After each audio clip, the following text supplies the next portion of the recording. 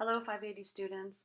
I just wanted to take a minute to record a quick screencast and talk you through some of the big things that are coming up in Lesson 7 and Lesson 8 as we finish our course. But before we get to that, I just want to say you guys have been doing an amazing job of documenting your practicum experience, and through your journals and also through your community board discussions, really being able to talk about what you wanted to do, what you tried, what you learned from that experience about ELLs and about your practicum focus. And all of that work is going to be what you're going to use as you move into these last 2 weeks. So I want you to ride the wave of the detail and reflection that you've been using throughout this course, and also the community camaraderie. You guys have been supporting one another very well in your community groups, not only through asking and being vulnerable about the questions you have, but also in offering answers, possible solutions to your peers. And that's going to help too as we work on our presentation this week and then move into our papers for Lesson 8. And so this week I just wanted to record a screencast and talk a little bit about what's going to happen in Lesson 7 and then also how that will affect Lesson 8. So I'm going to go into Lesson 7 and talk you through some of the stuff that's here. So in Lesson 7, this is a chance for you to put together a rough draft of your paper and then a presentation of what you're thinking you're going to present in your paper to your peers. And so you're also going to submit your last journal this week, but really what I'm wanting to talk about today is your presentation. So when we look at the practicum presentation and what's required, this will look very familiar to you because you saw it in Lesson 1. In Lesson 1, we had all the information about the practicum presentation and the practicum paper.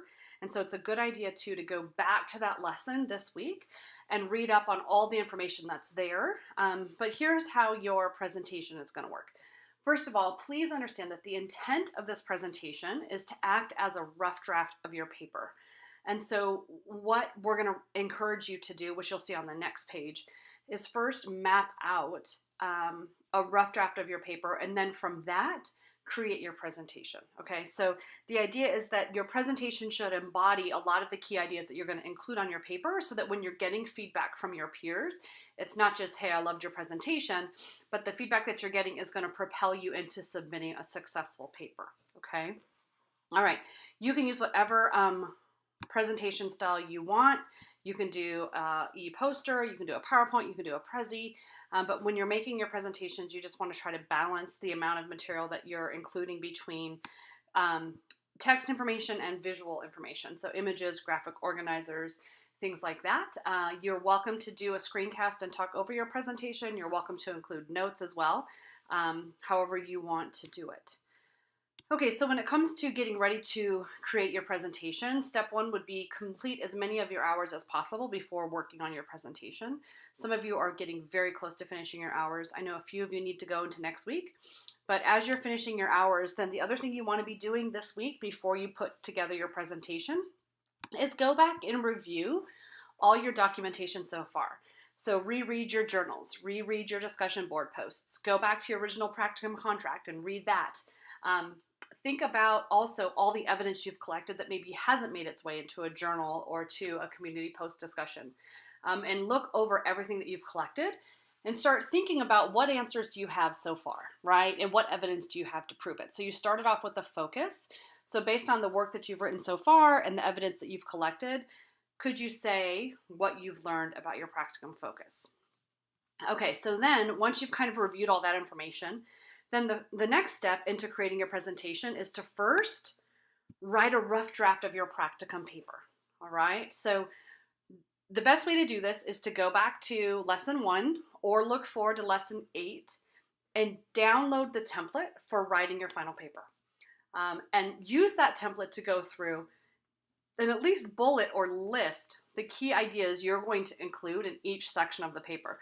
You don't have to write out the entire paper, right? But use that template to kind of note what ideas are you going to include in each section of the paper.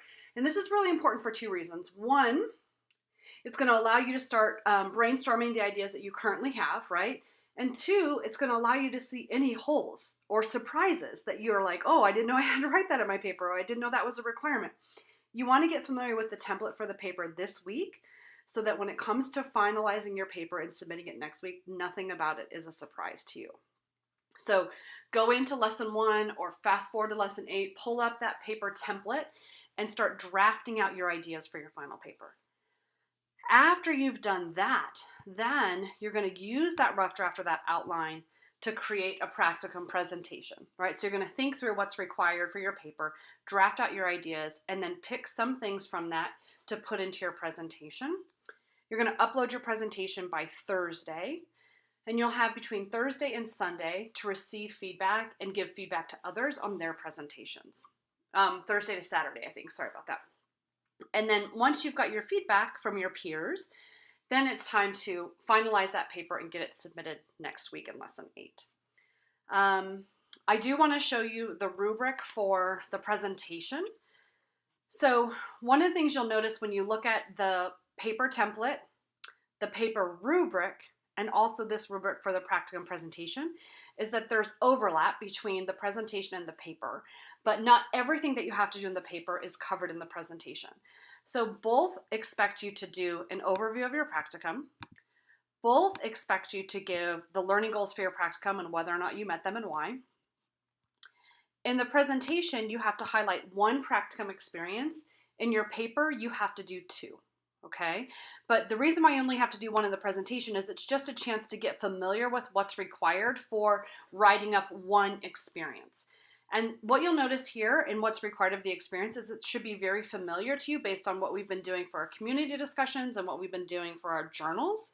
So you start off your practicum experience, your first example, by talking about what it is you did, right? Why did you do it based on your knowledge of your learners?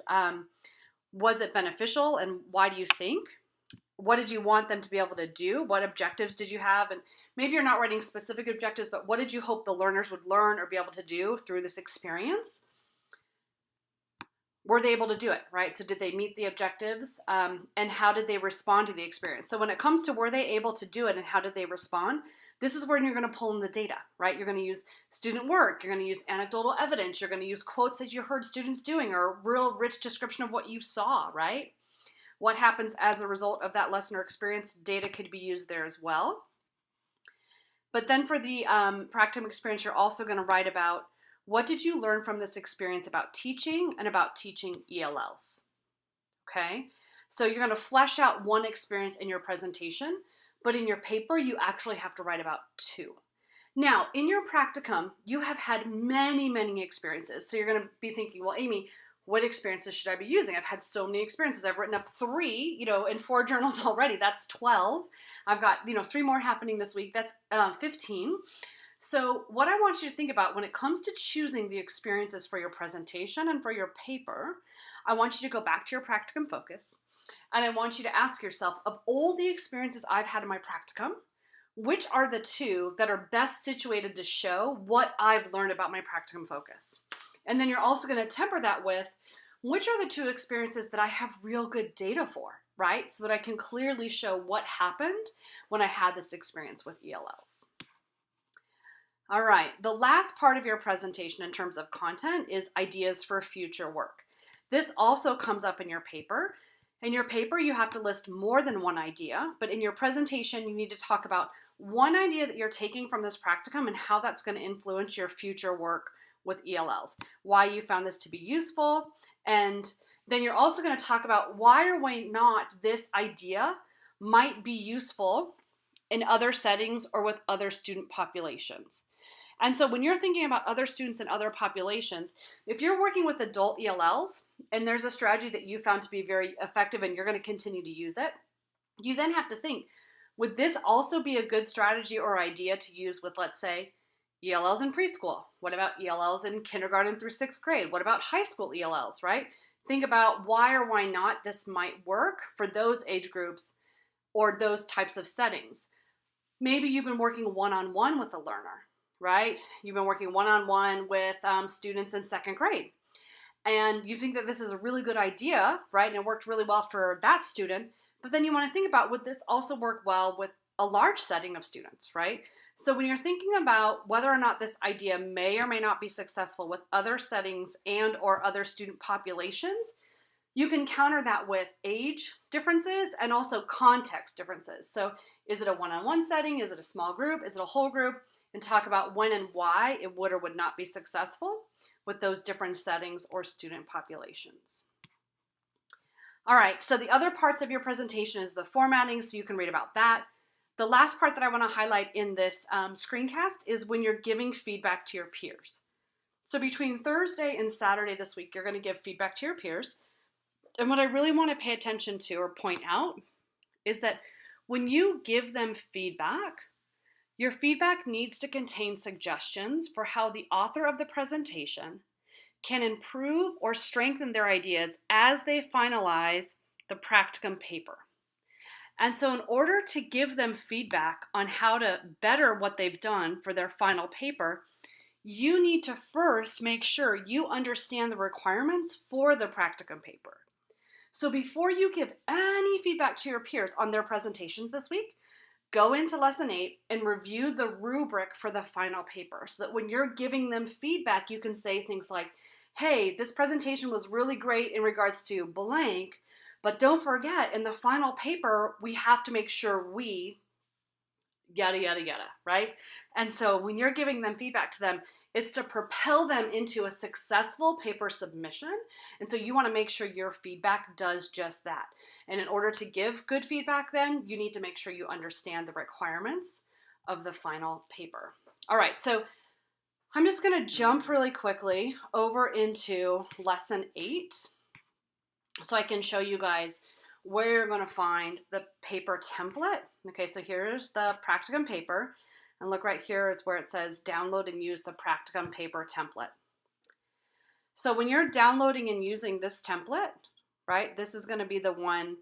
Let me make sure. I think you guys can see it. It's within range here, right? So anything that's in red is where you're going to fill things out. Obviously, all of this stuff here in the instructions, you can delete that from your paper before you submit it.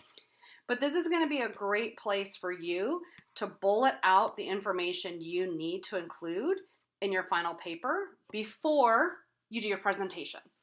And then after you do your presentation, after you get some feedback from your peers, then it's coming back and fleshing out the rest of the paper. Okay, so the template is there in Lesson 8. The other thing that you're going to see that's here is also the grading rubric, right? Okay. So again, you've got your overview of your practicum, and here's something new, background information. Okay, so pay attention to that. You're going to want to talk about the site that you're doing it in, how you got access to that site, right? So it says description of the setting where your practicum took place, your role and why you chose the setting, how you gained access to the setting, and a description of the student population. If you remember how I pushed you guys to be as detailed as possible on your practicum contract when it came to setting, not just where you were doing it, but who were the students, what were their L1s, what are their age groups, how many are there? That information is going to be very useful now when you're writing up your paper. Okay, so you're also going to, I guess there, you guys will see this as you work through, but you're going to want to talk about the community in which your practicum is situated. So not just the school, but also the larger community around it, right? So if you're teaching at a school in China, you can tell us a little bit about, oh, it's a private school. Most of the students that attend are, this, that, and the other, but the school is situated in a community of, right? If you're working on a one-on-one tutoring session with an adult ELL, you can say that, we meet in the library, but the larger community of the town that we live in is like this, right? So you're giving a little bit of information, not just about the context that you're working in directly, but the community that surrounds it. All right, we've talked about learning goals. You need to talk about what they were and why you met them. Why or why not you think that you met them. We've got the 2 experiences here, and then ideas and recommendations. Now, in your ideas and recommendations for your paper, you're going to talk about 2 things. Both you're going to on like a macro level and on a micro level, okay?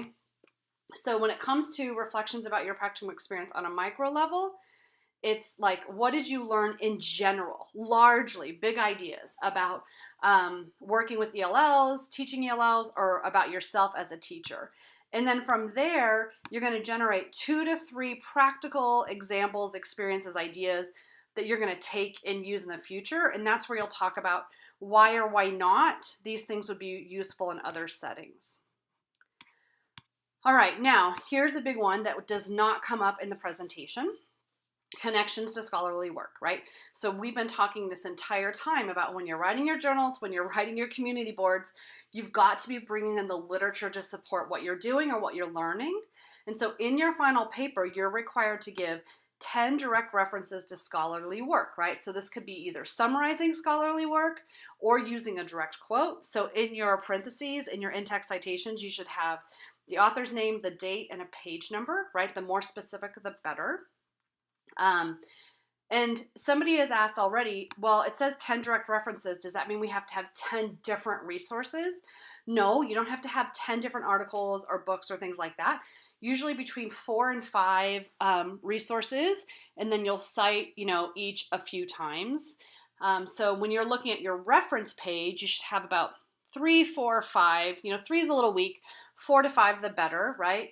And then make sure that of those, across those resources in your paper, you have at least 10 references, in-text references to those works. The other thing that you have to do is you have to include 1 to 2 direct references to course discussions, peers' ideas, right? So since lesson 3, you guys have been working with a small community. They have been giving you ideas, they have been reaching out, they have been helping you. So bring that work in. Think about where in your paper are you going to reference a peer's idea. Excuse me, maybe it's during one of the experiences, maybe it's when you're talking about key ideas that you're going to take into the future, but find ways to integrate your peers' ideas, okay? And make sure that whether you're bringing in something from a text, a chapter, a journal article, or something from your peers, that you're weaving that work into your paper in a meaningful way, all right? Okay, then you can read about the formatting as well. So this week and next week, it's really important that you think about, and prepare yourself for what's coming up next week with the paper. Read through the requirements, read through the rubric, get into that paper template, jot out your ideas first, then create your presentation. And when you're giving feedback to your peers at the end of the week on their presentation, keep that final paper rubric in mind so you can guide them and set them up for success for submitting an awesome paper in lesson 8. Okay, I know you guys are going to rock it. You're going to do amazing both this week and next. I'm going to do my best to get your presentations graded by the end of Monday next week, okay? So you'll get feedback from your peers by Saturday. I will read and respond to presentations by the end of the day on Monday.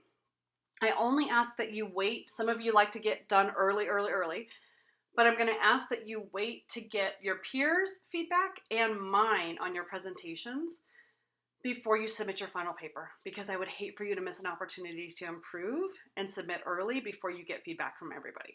All right, so hold your horses when it comes to submitting your final paper if you can. You'll have feedback from your peers by Tuesday, feedback from me by end of the day on Monday. So then Tuesday, Wednesday, Thursday, or Friday, you could submit. If you guys have any questions, email me or post it in our virtual office. But I'm looking forward to reading your final papers and seeing your presentations. I know you guys are going to rock this because you've been rocking this whole semester. Okay, that's it.